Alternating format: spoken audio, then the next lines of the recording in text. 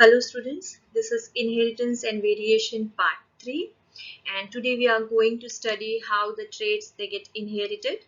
Mendelian genetics gives explanation to this. So Mendel is known as father of genetics and many rules of heredity were established by Mendel and these are known as laws of Mendelian inheritance. So in today's lecture we are going to cover two laws of Mendelian inheritance.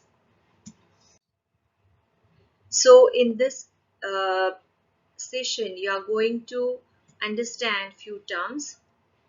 Phenotype, what is genotype? Homozygous and heterozygous, these two terms you are going to study comparatively. What is monohybrid ratio? What is dihybrid ratio? What is F1 and F2 generation? What is Punnett square or checkerboard method, which is used by Mendel? And phenotypic ratio and genotypic ratio. I have skipped this dihybrid ratio for in today's lecture. We will discuss this dihybrid ratio separately in the next session. So Mendel is known as father of genetics, and as he gave three laws of inheritance, so it was possible because he made a very wise choice of experimental material, the plant on which he experimented. So that plant that is known as Pisum sativum plant or pea plant. So what are the characteristics of that garden pea plant? We are going to study or discuss that plant material in short. So garden pea is an annual plant and it completes the life cycle within 3 to 4 months. As it's annual, so it was possible for him to he was able to grow the plant in 3 generations. He was able to study the plant in 3 generations in a year, as the plant is annual and it completes the life cycle in 3 to 4 months. And the plant is a small herbaceous plant and it produces many seeds, so he could grow thousands of pea plants in small area, and that was biggest advantage for Mendel's experiment. It is naturally self-pollinating plant and was available with many contrasting characters such as tall and dwarf plant, yellow and green seeds, etc. So we have studied this chart in our earlier session, that there are 7 pairs of contrasting visible characters which Mendel studied, and he studied these characters in two forms, dominant and recessive characters, and it was possible for him to study all the characters because of that advantage. Apart from this advantage, 7 traits or 7 characters, the important point was the plant was naturally self-pollinating plant. So what is self-pollination, what is cross-pollination, that we are going to study in detail in the next slide, so I will not explain it now. There were no intermediate characters, so I have explained it earlier too, that if Mendel crossed the two plants, that is when red flower was crossed with white flower, there was no intermediate character, there were no pink flowers observed, so there were no intermediate characters observed. So that is again a big advantage to select that plant as experimental material. Though flowers are naturally self-pollinating, they are large enough for easy emasculation required for artificial cross and produce fertile offspring. And because of this large flowers, emasculation was possible. So we are going to discuss what is emasculation. So he emasculated the flowers, and because of the emasculation process, artificial cross technique was possible with the pea flowers, and so he got again many experimentations, and by experimenting the plant, by self-pollination, by cross-pollination, he got he collected a large amount of data. So let's move to the next slide to understand what is cross-pollination and what is self-pollination. So what is emasculation, what is self-pollination and cross-pollination, and you'll come to know what is pure line. You will understand what is pure line, okay, in this. So before going to the emasculation part, we must understand what is the structure of flower. So this is a Pisum sativum flower, and we are going to concentrate on the male and female part. Now these are the free stamens, okay. So if you can observe, this green part is a stigma part, which is a female part, reproducing part, while these stamens, these are the male reproducing part, okay.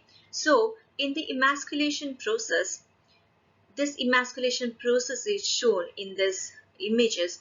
The scissors are shown, okay.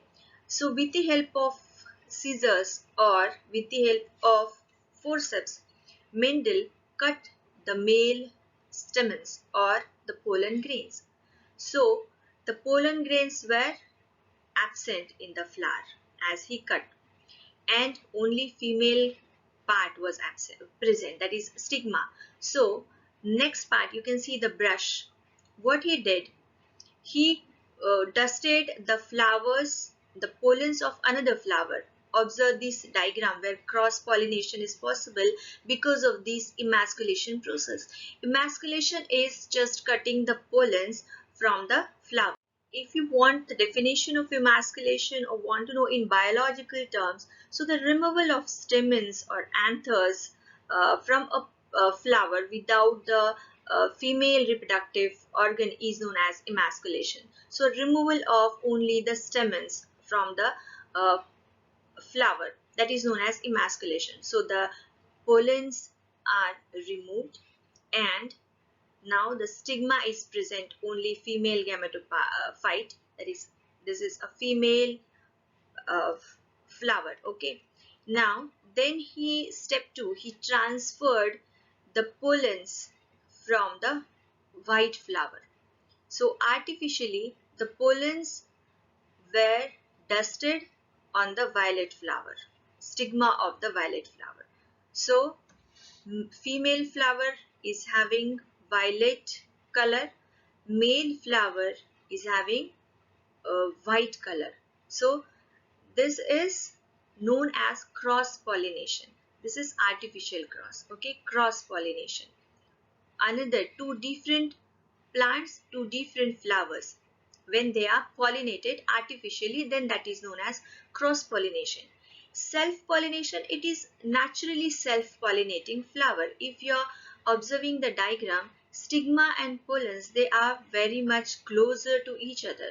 So naturally the anthers or the male stamens, male reproductive part, is very near to the female reproductive part.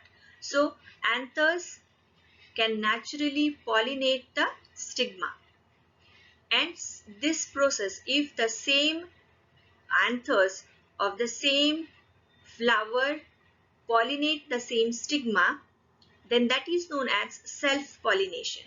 While in case of cross-pollination, we consider two different plants, two different flowers and two different characters. This is another flower, violet color. This is a different flower, which is white color. So for this pollination and to avoid contamination, the cutting of the pollens is essential. If we will not cut the pollens or the male gametes, what will happen? The same pollens will pollinate, or they will pollinate to the stigma. Okay, so self-pollination will occur. So he cut the male stamens, and then he artificially dusted the pollens from white flower to the violet flower. That is called as cross pollination. So hope you understood what is emasculation, what is self pollination, and what is cross pollination. So let's move to the next slide. Moving to the next, procedure to avoid contamination. So next step which Mendel did, that he did bagging to avoid contamination. Now these stamens are visible, you can see the stamens are visible if we emasculate the flower, if we cut the pollens of the same flower, the flower will be having only this female gametophyte or stigma. Okay, and this after this first step, next step is to take the anthers or stamens from a different flower. Now this flower is white in color, so we'll take the stamens from violet color flower, and if we dust the stamens on the stigma of this white flower, then the third step comes to avoid the contamination, means to avoid the deposition of the pollens from another plant, or to avoid the contamination in whatever he did, whatever procedure. If he is self-pollinating, his aim is to self-pollinate the flower, so to avoid the contact of other stamens, or if he is cross-pollinating the flower, then to avoid the contamination, he covered them with bags after crossing them. Okay, so this bag, this is visible, that technique is known as bagging, and this technique is used to avoid the contamination in the flower. In the next step, you can observe there are diagrams. This is pea plants. Now self-pollination is shown with the help of arrow. So how the pure line or pure trait is obtained, or it is obtained. He crossed the same plant. Okay, he self-pollinated the same plant for 3 generations. Means what how he obtained the pure line? He self-pollinated the same flower for 3 generations. For example, this is first tall plant. Observe this tall plant. He selected one plant, he select one flower, he self-pollinated that flower. How? He allowed the self-pollination in the flower, which is natural mechanism in the Pisum sativum. Then he got seeds. He saw the seeds. Okay. Then he got second generation, second tall plant. He again self-pollinated that, allowed the self-pollination of the tall plant. In the third step, again he self-pollinated the plant. So for 3 generations, he did the same self-pollination with the same trait, and he got a pure tall plant. Again, the same he continued, repeated with a dwarf plant, and he got a dwarf plant. So you can observe, these are the observable characters now. Tall plant. So you can observe that this is a tall plant. We are talking here, we are talking about stem height. So what about the other traits or other 7 characters, other 6 characters? Rest characters he avoided. Okay, he concentrated at one time on one single trait. So this is a phenotype, and this is a dwarf plant. This is again a phenotype. Phenotypic characters means these are the observable characters. Now these are the genotypes. These are the genotypic characters. Now these are obtained by this self-pollination, or by self-pollinating the flower or plant by in 3 generations. Okay, so he got the genotypes. Capital T, he put the alphabets, he used alphabets, capital T for tall, and for small dwarf plant he used small t. So these are the phenotypes, which are known as observable characters, and these are the genotypes, which are in the form of alphabets. So what is a phenotype? The external appearance of an individual for any trait is called as phenotype for that trait, and it is observable, and it is determined by different combinations of allele. That is, in pea plant, for the height of stem plant, height of the plant or height of the stem, tall and dwarf, these 2 phenotypes are used. Tall is determined by capital T, or capital T, small t, and dwarf, it is determined or denoted by small t.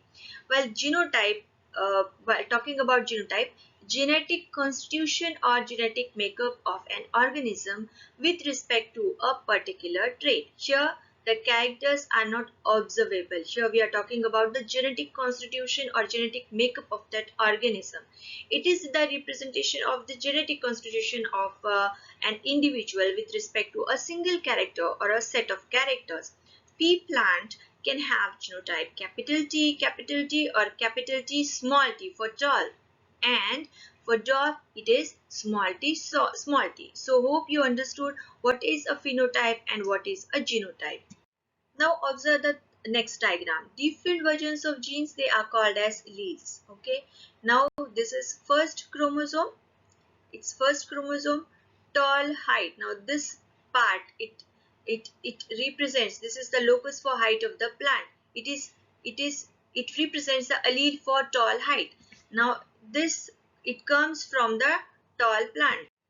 So this tall height allele, it comes from the tall plant. Okay. So this is the information which is the chromosome is carrying. Okay. And this pure trait, now this pure trait is dwarf plant, right? So it carries allele for dwarf height. So this is another chromosome.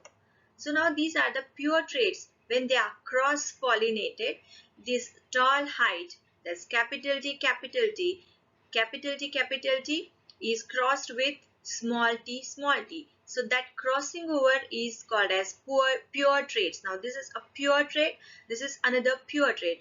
Both they are cross pollinated. So the result is completely different. We are going to study it in the monohybrid ratio. So let's, in this slide, homozygous and heterozygous conditions. Now, what is homozygous trait? An individual possessing similar alleles for a particular trait is called homozygous or pure for that trait. In the previous slide, you have observed that parental tall plant, it carries capital T gene. Okay. While the dwarf plant, it is pure. It carries small t. So homozygous, they breed true, okay, pure to the trait and produce only one type of gamete. If the tall plant will form a gamete, it will be capital T. If the dwarf plant will uh, contribute a gamete, it will be small t. So only one type of gamete will be obtained by this homozygous. Homo means similar. So what is similarity? The similar alleles are there. Okay, they are. That's why they are pure. In heterozygous condition, when we cross this capital T and small t, two pure traits, when we cross these two homozygous traits, then we get heterozygous plant. In F1 generation, an individual possessing this similar alleles for a particular trait is called heterozygous or hybrid for the trait. So here in the homozygous condition, the plants are pure. In the heterozygous condition, we are getting hybrid plant, okay, hybrid trait. Okay, so hetero means dissimilar. So what is the dissimilarity or what is the difference? Heterozygous doesn't breed true, okay, and for that trait they produce two types of gametes. In the F1 generation, the hybrids, they form two types of gametes. So they will form two types, capital T and small t. Such two types of gametes they will contribute. Okay, so that is the difference between homozygous and heterozygous trait. Okay, so I have prepared part 4 separately, where you will study about the difference of homozygous and heterozygous traits, monohybrid ratio in detail, and of course the two laws of Mendelian inheritance, that is law of dominance and law of segregation. So for better understanding, watch next video, that is inheritance and variation part 4. Thank you.